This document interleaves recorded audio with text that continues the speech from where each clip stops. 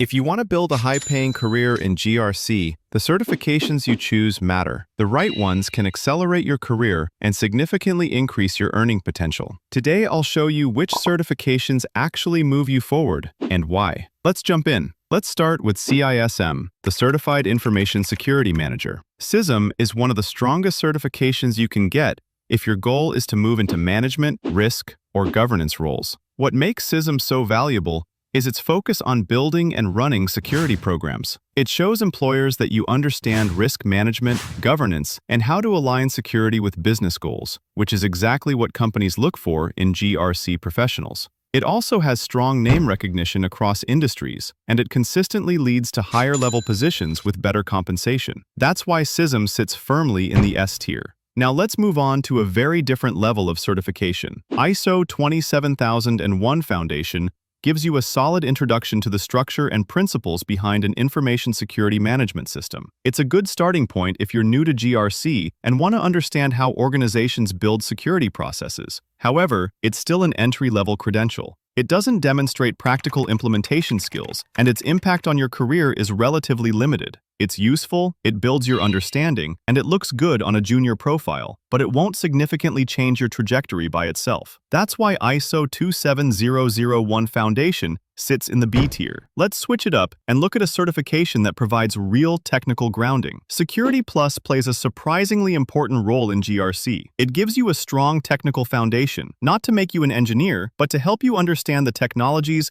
threats, and controls you'll evaluate in governance and risk work. GRC professionals who understand the technical basics make better decisions, write clearer policies, and communicate more effectively with engineering teams. It's widely recognized, respected by employers, and it consistently helps candidates stand out in early and mid-stage GRC roles. That's why Security Plus belongs in the A tier. Next, let's look at something more process-focused. ITIL Foundation introduces you to service management concepts, workflows, and processes, all of which are useful to understand if you work alongside IT operations or incident management. The challenge is that ITIL doesn't demonstrate security or risk expertise, and it's not a certification that meaningfully shifts your career opportunities in GRC. It's helpful background knowledge, especially in large organizations, but it's not a real differentiator. Because of that, ITIL Foundation lands in the C tier, useful to know, but not a credential that moves your career forward by itself. Now let's move back to a heavyweight. CISSP is one of the most recognized and respected certifications in the entire security field, and it has huge value for GRC professionals. What sets CISSP apart is its breadth. It shows that you understand security architecture, risk, governance, access control, operations, and strategy at a level that allows you to work effectively with both technical and non-technical teams. Employers see CISSP as a marker of maturity and broad expertise. It often leads to higher-level responsibilities, better compensation, and access to roles that require a holistic view of security and risk. For those reasons, CISSP firmly belongs in the S tier. Let's move into another risk-focused certification. ISO 27005 Risk Manager focuses specifically on risk assessment methodologies and how organizations identify, analyze, and treat risks within an ISMS. It's a solid certification if you want to deepen your understanding of structured risk management. It helps you speak the language of risk, use consistent methods, and support decision-making processes in a more formal way. The limitation is that it's niche. It doesn't have the broad recognition of more established certifications, and it usually complements your profile rather than defining it. So while it adds value to someone working in risk, it doesn't offer a major career boost on its own, placing it in the B tier. Next, let's shift back into governance. COBIT Foundation introduces you to one of the classic IT governance frameworks. It helps you understand how organizations structure processes, responsibilities, and controls across the entire IT landscape. While this knowledge can be useful for high-level governance discussions, the certification itself has limited impact on typical GRC career paths. Most companies don't require COBIT, and many teams only reference it occasionally rather than using it as a core operational framework. For that reason, COBIT Foundation sits in the C tier, helpful to know, but far from essential. Now let's look at one of the most established audit certifications. CISA builds a strong understanding of controls, auditing practices, assurance, and the evaluation of IT processes. What makes CISA valuable for GRC is its focus on how organizations design, operate, and verify their control environments. It gives you credibility when working with internal audit, external audit, or compliant stakeholders. Its limitation is that it's more audit-focused than risk or strategy-focused, so it doesn't carry the same broad impact as top-tier management certifications. Still, it's widely recognized and often required in roles involving controls, governance, or assurance. That's why CISA sits in the A tier. Next is another strong risk-focused certification. CRISC shows that you understand how risks impact business goals, how controls are selected and evaluated, and how risk decisions are communicated to leadership. It strengthens your profile for roles that connect business objectives with technical risk considerations. Its limitation is that it's highly specialized, but in its niche, it's extremely strong. That's why CRISC sits in the A tier. Finally,